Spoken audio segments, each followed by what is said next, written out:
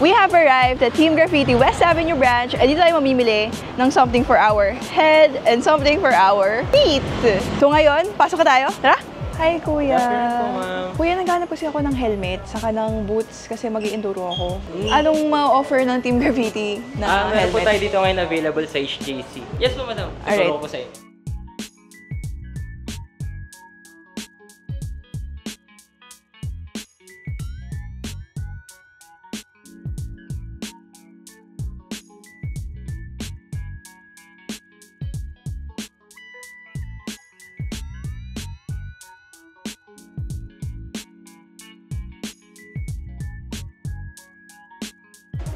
Ano po yung mga available natin ngayon na pang-enduro sa HJC? Sa lahat po ng yan, may mga sizes naman po yan. Yes no? po, available naman po siya. Ito nyo po siya i-fit, madam, para man nyo po yung sizing nyo. Ito po is size medium. Medium. Ito nyo po siya i-fit.